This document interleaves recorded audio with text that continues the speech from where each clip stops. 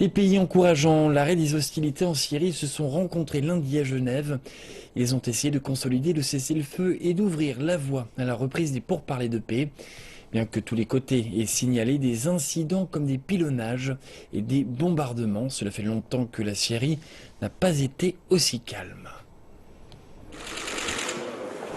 À des milliers de kilomètres des ruines syriennes, des diplomates disent qu'ils détectent enfin la possibilité de bâtir une paix fragile. Le secrétaire général de l'ONU et son envoyé spécial pour la Syrie sont réalistes, mais ont aussi de l'espoir.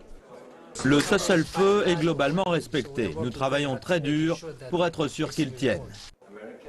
Ce rassemblement toutefois a examiné les allégations de violation de la trêve. Il a aussi eu l'objectif de renforcer les livraisons d'aide à des centaines de milliers de Syriens qui n'ont pas vu d'approvisionnement depuis des mois.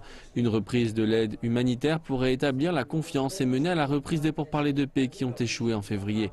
L'envoyé des Nations Unies pour la Syrie cherche à reprendre ces discussions le 7 mars si les 2 semaines de trêve sont respectées. Mais c'est un grand si. Cette vidéo semble montrer le groupe islamique Ahrar al-Sham cibler des positions du gouvernement syrien. Ce groupe ne fait pas partie de l'accord actuel. Les forces de l'opposition syrienne accusent la Russie et le gouvernement syrien de les viser.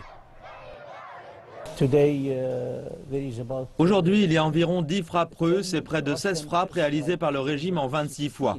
Je pense que cela doit être surveillé. Nous avons perdu 18 personnes et avons 68 blessés. Les diplomates savent que la fenêtre d'opportunité n'est pas grande et que cette trêve temporaire est inégale et incomplète, mais le fait qu'elle soit globalement respectée est un pas en avant pour la Syrie, car le pays n'a pas connu de paix en 5 ans. Nous sommes encore loin d'une solution politique et pour se débarrasser des groupes islamiques violents, il faudra une coopération internationale d'une ampleur encore jamais vue dans ce conflit.